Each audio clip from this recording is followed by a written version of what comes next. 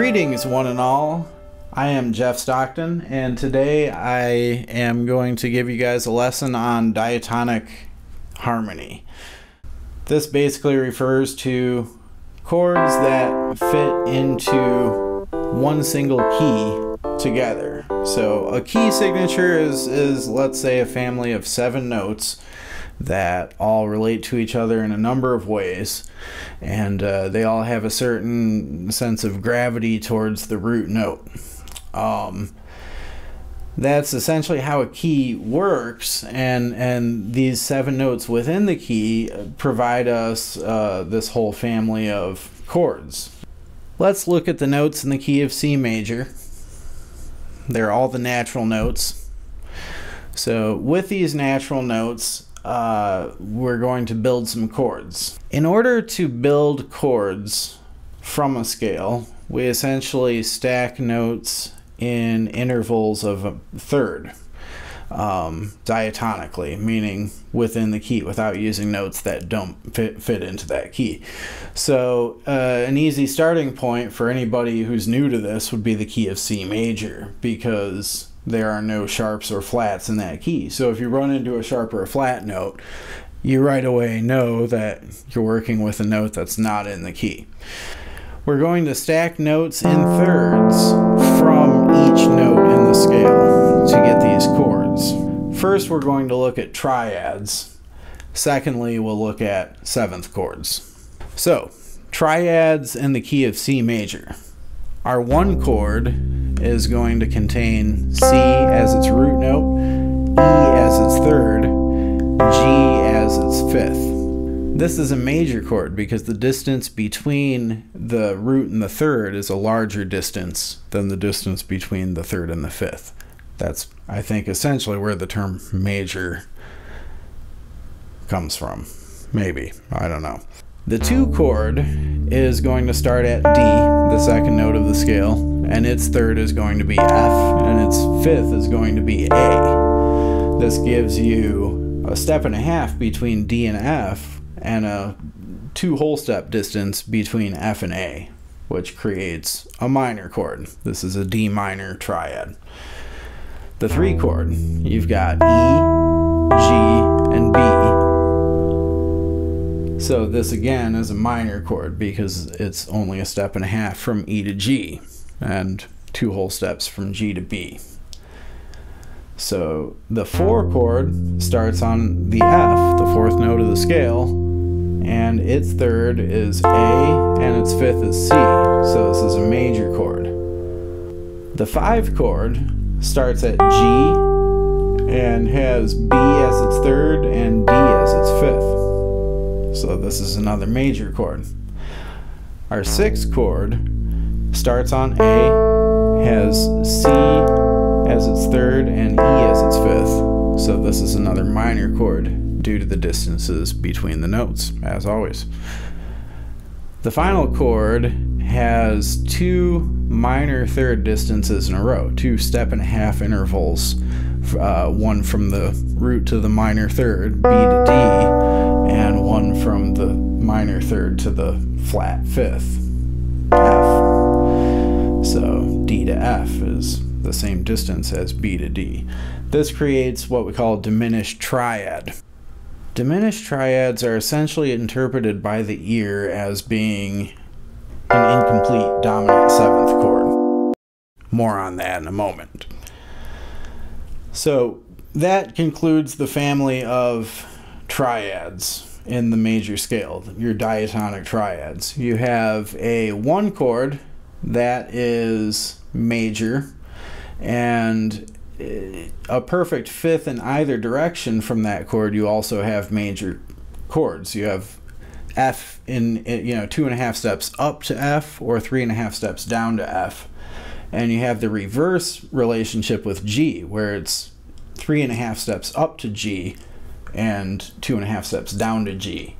So this is maybe where the term scale comes from, is, we have C in the center here that's serving as this pendulum, and out on the 2 ends you have F and G, which are sort of your dominant and your subdominant weights.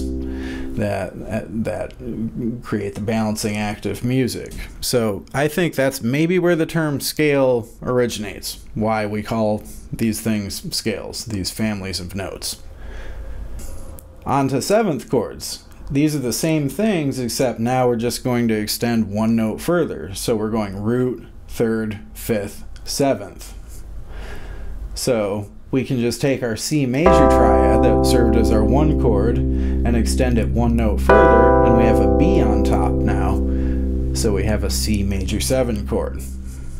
The 2 chord, we can take our D minor triad and extend it one note further. We have D, F, A, and C, which creates what we call a D minor 7 chord.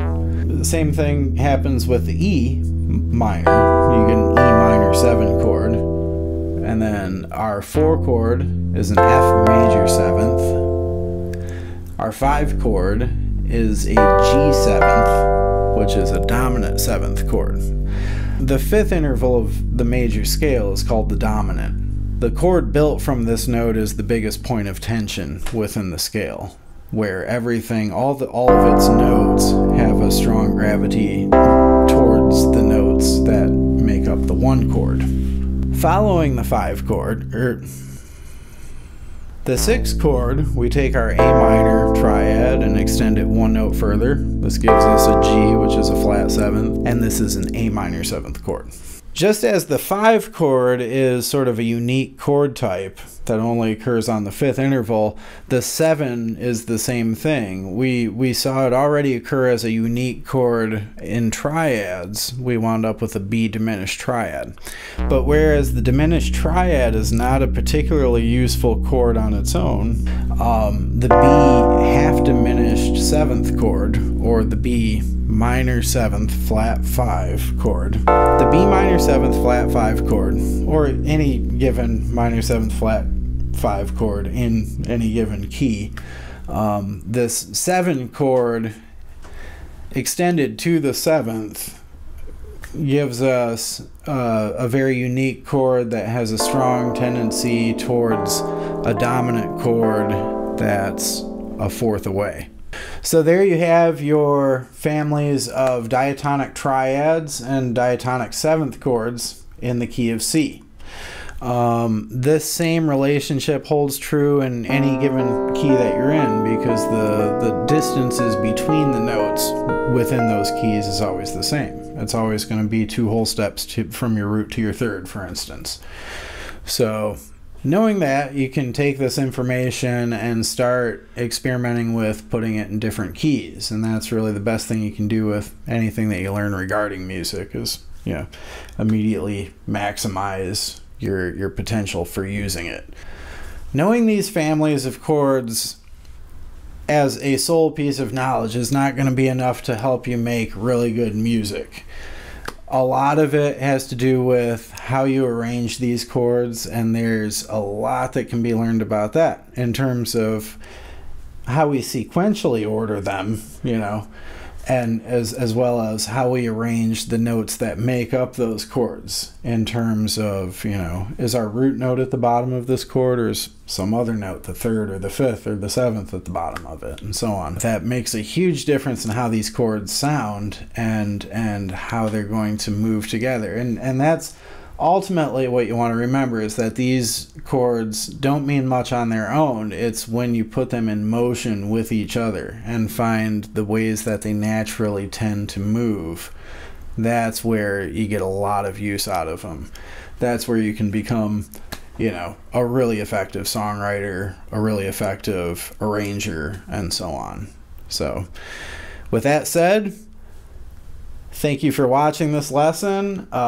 If you like what you watched, click subscribe below and leave a comment, leave a thumbs up, whatever you can. And I'll see you guys on the next one. Bye-bye.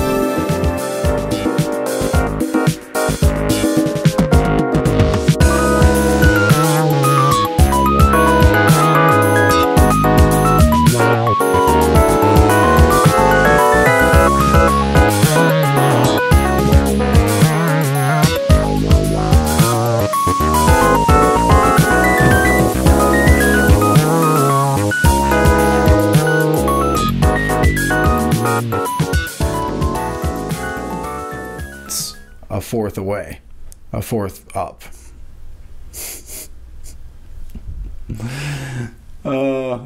There's gonna be graphics. Remember that. Like this. Okay. Because with the graphics, this won't be. Oh yeah, no, it won't be nearly as weird.